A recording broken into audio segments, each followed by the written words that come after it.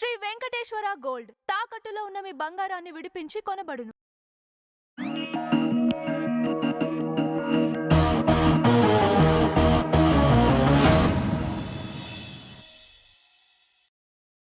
Ma'am నమస్తే ma'am. నమస్తే అండి. ఈ కాక్రోచ్ పార్టీలో ఉద్యమం లాగా చేస్తున్న విద్యార్థులకి పవన్ కళ్యాణ్ సానుభూత మ్యామ్? సానుభూతి చూపించారా అంటే కాదు. అంటే ఆయన అనేది ఏంటంటే ఉద్యమాన్ని హైజాక్ చేశారంటున్నాడు వేరే వాళ్ళు. ఆయన ఏమన్నారో చెప్తా వినండి. నీట్ ఆందోళనపై స్పందించిన పవన్ కళ్యాణ్ విద్యార్థుల ఆందోళనలను దారి మళ్లించారు.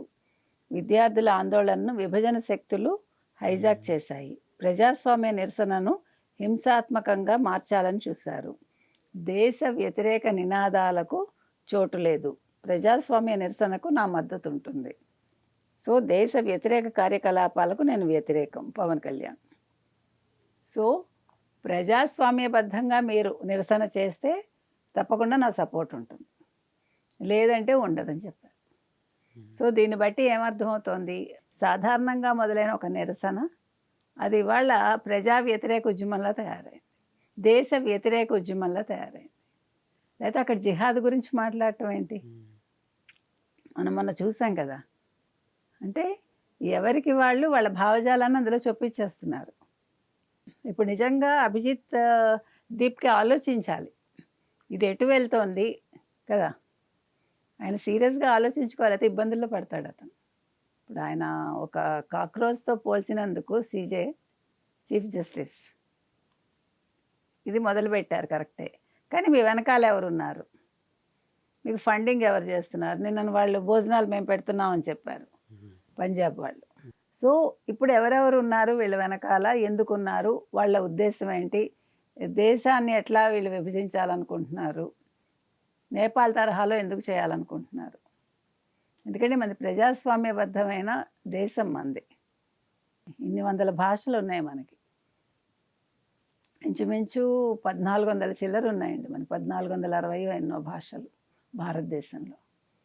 ఇన్ని రాష్ట్రాలు, భిన్న సంస్కృతులు, అయినా కూడా ఏకతాటి మీద ఉన్నాం మనం.